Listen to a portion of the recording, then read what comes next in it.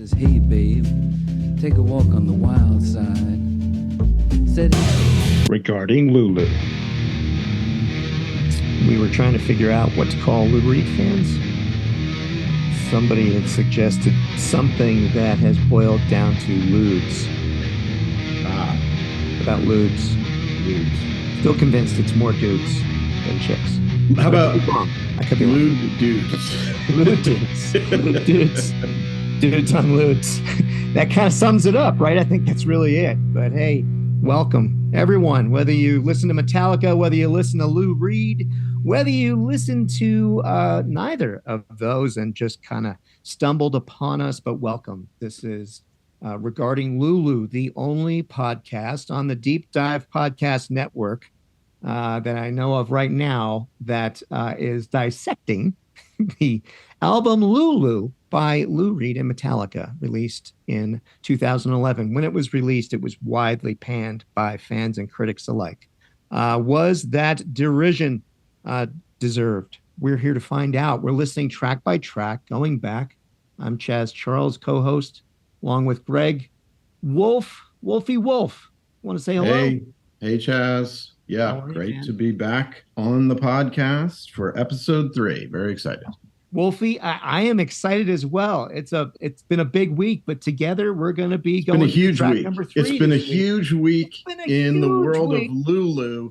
Probably the biggest week probably in 10 years in the world. Who the hell could have anticipated this? I guarantee you. Well, maybe we did and maybe we didn't. We're not saying. No, I was going to go into full disclosure mode, but now you just shut me down on that. I don't know that I should. Well, maybe we have an inside track into Lou Reed's publisher, and we knew what was going to be in the new book, right? So in the new book, the Art of the Straight Line that came out this week. Tell the good people about the book. As we are on this journey, I need to sum up. So one of the things I've learned, Greg, in the past week is that we have to have a format for starting the show. And we need to let people who may be just joining us for the first time know what we're about, like every episode. So we have not established format with our 2 prior episodes. Episode 2, our Zep 2, just being in the books 2 weeks ago. We were so happy with it. It was so cool. And we're just doing this little podcast and we're just doing our thing and we're very happy with it. So in the ensuing time, I have learned that that's what we want to do. So to sum up, we're here, Wolfie and I. I'm Chaz. He's Wolfie. And we're here to go through Lulu track by track to see was the derision that was hoisted upon this album upon its release back in 2011. Foisted. Lou Reed's last work was just, totally trashed when it came out. Was that criticism deserved? We're here to find out. We've gone through 2 tracks so far. This week, we are into track 3. And so we've been doing this for a little over a month now, Greg. And this is where let's get back to what the hell we were just discussing. Who could have predicted? Well, maybe we could have, maybe not. But should we bring everybody up to speed on sort of the first 2 episodes where we are now? Do we want to do that every week? Because we can. Well, just quickly, right? I mean, we had episode 1, track 1. We had episode 2, track 2. And we're still trying to come to grips with, is it a masterpiece or, was the criticism deserved? Piece, right? Exactly. We're trying to come to grips, and we're still in that. I think to bring everyone up to speed, we're still in the phase of, well, we're not quite sure yet. We need to do more work. Yeah, we are definitely not quite sure. So to give a little more context, let me heap on there. So in case this is your first time in or you need a reminder, I listened to it when it came out in 2011. I waited for it to come out. I got it. I listened to it. I threw it away. I was so disappointed. I was just profoundly disappointed in what I heard. But it was the biggest piece of shit I've ever heard. Ever. Truly. And you worse than Lennon and well, hold on. Let me just, because this is my standard elevator pitch, right? All right. Worse than Two Virgins by Lennon and Yoko Ono. So that's where this album stood for me and has for all that time. So 12 years since it came out. Now, Greg, you wanted to add? I just wanted to interject that it's important to know that you bought that album as a diehard Metallica fan, hoping to hear some good Metallica music, right? Thank you. Yes, exactly. was hoping to really hear something really interesting because I would say, a kind of walking Lou Reed fan. So just kind of guy that could certainly name all the hits, maybe a couple tracks deeper now that I realize I've revisited some of the older stuff. So maybe I know, some Lou Reed from way back, but not a huge fan. Whereas Greg, much bigger fan of Lou Reed and no real background with Metallica. Right, Greg? Not even really. I think more of a Lou Reed fan than you are, Chaz. Not a Metallica fan, but Lou was. I by no means was a huge Lou Reed fan, but aware of him. Had some music in my collection that I listened to. So yes, I was a fan of his, but not super deep either into Lou. But completely no connection to Metallica. Other than hearing what was played, broadly on their most popular stuff. Every time you went to Buffalo Chicken Wings, right? You sat down, you heard Enter Sandman or whatever was on the radio. You're like, oh, that's just that. You could identify Metallica. Did you hear about, speaking of Buffalo Chicken Wings, and I'm glad you brought that up, Chaz, did you hear the latest controversy? I haven't. There's currently a lawsuit, Chaz. With Buffalo Chicken Wings. Yeah, I think it's important for the people to know the news. Okay. And sure. Stay up on this. This is history. To stay abreast, it's like a chicken pun there. I like what you did there. Support it.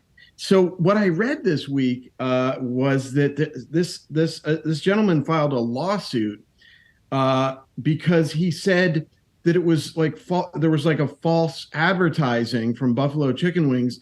The boneless wings are not boneless wings. They're not wings at all. They're breast meat. What?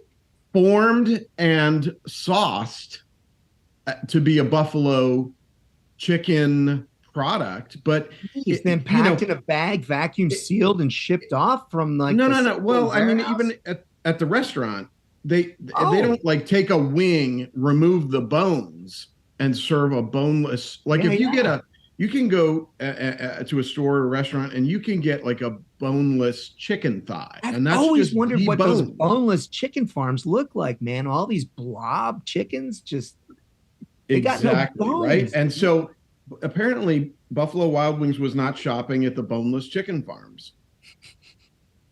And so this is a huge situation that we have on our hands here with boneless chicken wings that are in fact made out of breast meat. What's your response, Chaz? My response would be, of course, that the breast meat is the choicer cut. So, okay. The name of the place, why call it a brand wing, name is Buffalo Wild Wings, right? I get that, but so it kind of sounds to me like bait and switch. I don't know. I mean, I can certainly see from a consumer marketing standpoint where maybe some folks at the FTC. So from your standpoint, maybe not a massive scandal. Not a massive scandal, but I could see where some stupid lawsuit might get standing and then, could become some stupid story that we keep hearing about. Yes.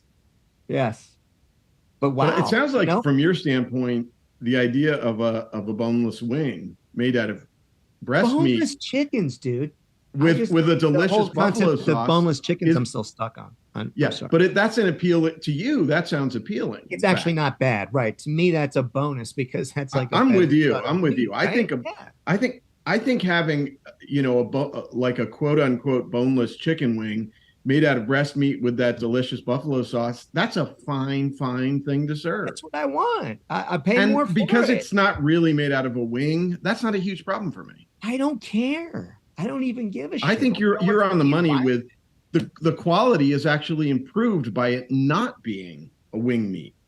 Which is a lesser cut of meat. Dead on, man. Yeah, because when I'm going there too, think about it, right? You're going for experience. You're typically going to meet your friends, drink some beer, eat some wings, watch a game. You're there with your kid's sports team, strategizing or whatever. I mean, you go there because the sauce. I mean, come on, let's be real, right? It's what they put in the sauce.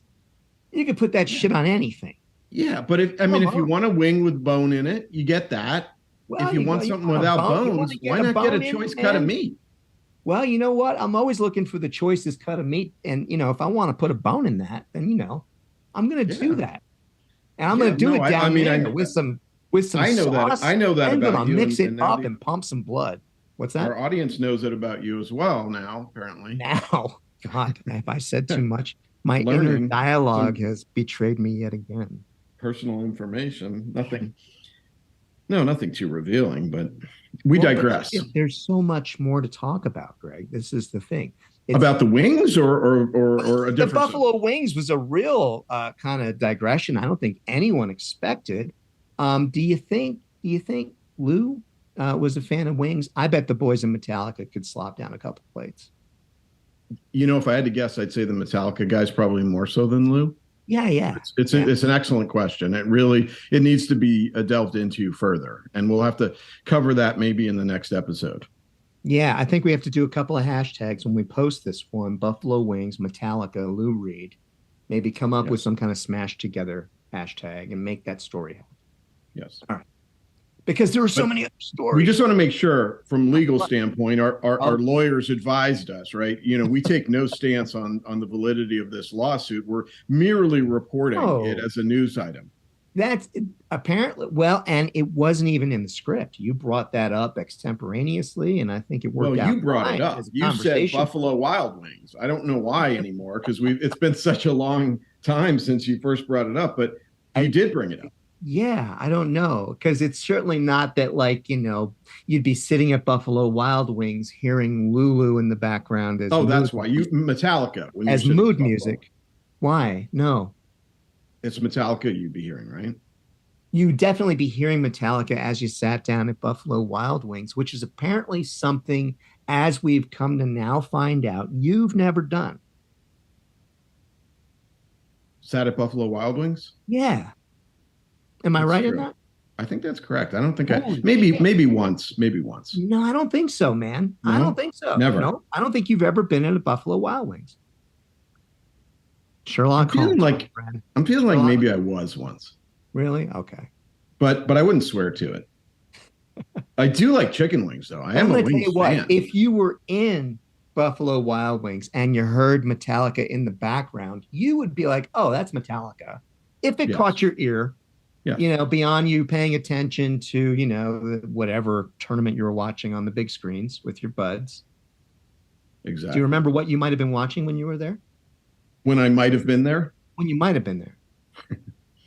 When I might have been there. So I have this vague memory that I might have been at a Buffalo Wild Wings when I was traveling on business. And I'm thinking it might have been in Texas. Do they have Buffalo Wild Wings in Texas? Oh, shit. I don't know. I would assume they do.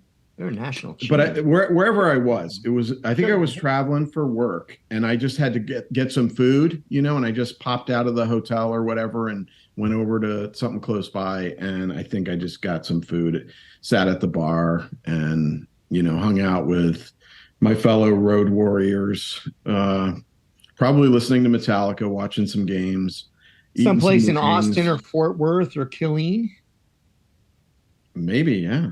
Any of those places sound familiar? I've been on business in Austin and Fort Worth. Okay, there you go. So maybe that was it. What year?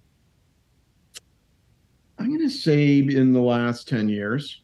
Last 10 years. Okay. So, Metallica at this point, beyond being mega stars that they are now. So yes, sure. You may have very well been in the Buffalo Wild Wings and heard Metallica in the background. I think I did. I bet you did, man. But it wasn't Lulu that you heard in the background. And you know what? The thing is, people probably haven't heard about Lulu much for maybe 11 years, right? So maybe the first 6 months after it came out, a lot of people were talking about it. Maybe people heard about it again when Lou died, when he passed on. But people haven't really, I can't imagine anyone's been talking about this thing. I certainly haven't heard. And I follow, on social media. I'm a musician and I'm a geek and so I follow the stuff that I'm interested in. Keep up on this stuff. And I keep up on this stuff. So I'm very trivial that way, And bottom line is, it's great. It's great. That's your interest. Greg, I haven't seen anything about Lulu in the news. No, definitely not. 10 years. Until when? Until this past friggin' week, Greg. Give me a break, oh my God. Greg. Are you serious? I'm not friggin' kidding. So, and not just once, Greg. We've got some friggin' news to cover this week. That's just all right. Let's do it. See, I didn't think we were going to have to put this into our podcast format. This is the news segment of the podcast. This is a new segment covering the news. What happened with Metallica and Lou Reed the past week? Because now, well, first, what happened with Buffalo Wild Wings? Now we're moving on. Now, well, okay, we've gotten past the great news tidbit for the week, and I think yes, great news segment, and we can always tie in as we did our subject matter material. It was there.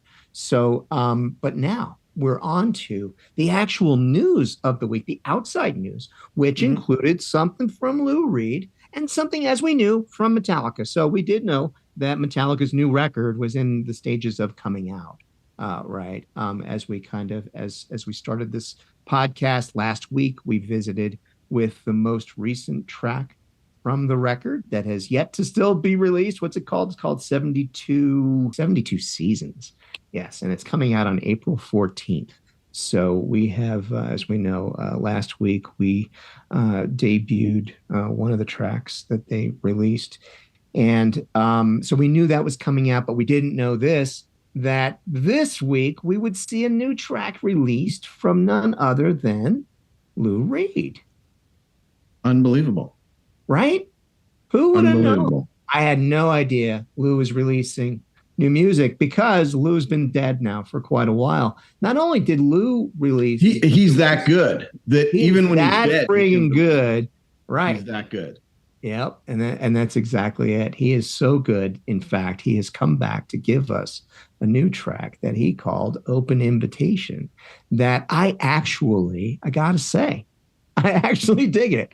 And, it's really funny for me to be. Why wouldn't you, right? It's the great Lou Reed. It's the great Lou Reed, and it's a great new track. And here it is now, just kicking up in the background. Very Lou, right? Very quintessentially Lou. God, what a great groove. I'm totally feeling Greenwich Village. I'm totally feeling downtown. He's always got that like tasty bass and drum groove going, and then whatever he does on guitar, right on top of it. But he's always got that. Yeah, bass and drum thing happening. And the repetitive groove. The last time I saw you, and when he starts, that's I think we agreed last week that they're using fretless on there too. Maybe we didn't, but that's what it sounds like to me. Well, this is brand new. We have not talked about this. This came out. No, not this one. But on some of the other tracks. Lou likes to have, his rhythm section. His bass player seems to play a fret. You have said that. Yeah. An open invitation. Yeah, I'm not that big a fan to understand. Yeah, I'm loving this new track. And so I don't know if there's more to come on that. I haven't done any research. But what we do know is that there was a book released called The Art of the Straight Line, and it captures the energy of Lou Reed's worlds of Tai Chi, music, and meditation, edited by his wife, the artist, Laurie Anderson. Did you crack it open, Chaz? I have actually cracked this book open. I have as well. Oh, good for you. I'm excited. I'm excited for it. Yeah, I'm excited. I like the subject matter. I like the spiritualness. I like the spiritual side of Lou. I like the Eastern,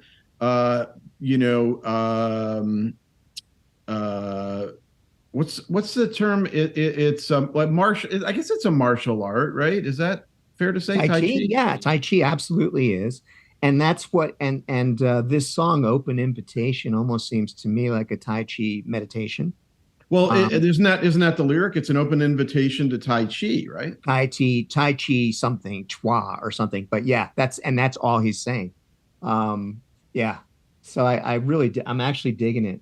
And yeah, yes, and I think in the forward, Chaz, am I right that by Laurie Anderson? So yeah, the book is forwarded, and it's a compilation that Laurie put together with some folks. But in the forward that Laurie Anderson writes in introducing at the beginning of the book, she talks about Lou's passion for Tai Chi and for spreading the Tai Chi way and teaching, teaching people, teaching about Tai Chi, teaching people some Tai Chi exercises and movements so. Well, he studied with Chen Tai Chi practitioner Master Ray Goyi. So he was, really into this to the extent that, he spent many an hour, I would imagine, in practice and meditation. And as I understand it, toward the end of his life, yes, that's a lot of what was consuming his time. So this book is really cool because it's got conversations with, people from his peers, his friends, other people that do Tai Chi. She goes into with many recollections of the period when they were recording Lulu. So she is one of those people that kind of put forward this idea that, Lulu was perhaps his masterpiece. And so, Greg, as I was reading, I've gotten as far as to find a reference going back to what was the catalyst for our podcast, was hearing that David Bowie himself called this thing. He said it was going to be Lou Reed's masterpiece, right? So in the book, she's at a point where she's talking about something. Let me just quote from the book here. I'll just jump right in. So assume that there's a friendly ellipsis before what I'm about to read. He always made work about what he was going through, the angry period, the happy period. Lou was in excruciating pain while making Lulu, which was his last record. And if you listen, it's interesting. Warren Zevon's last record, or Leonard Cohen's, even Bowie's, it's Ready, My Lord. Lou was not Ready, My Lord. He was Fuck You, Lord. It was a fuck you record. David Bowie pointed out it might be the most honest record ever. So first Bowie sighting that I've gotten to in the book, and there it is. So a little different spin on the quote that I had seen in several places on the internet that Bowie said it was a masterpiece. But interesting to kind of take that context of it. That not only that, but Bowie now, we've got this as now directly in print in the new book that just came out this past week.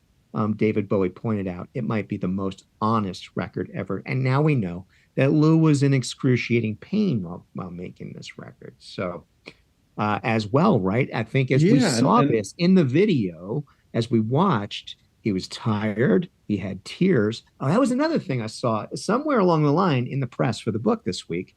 I think it was Kirk Hammett was recalling that on the set of the video that we watched, along with the View, which was the single released from Lulu, we see Lou Reed again, very tired, and he's crying.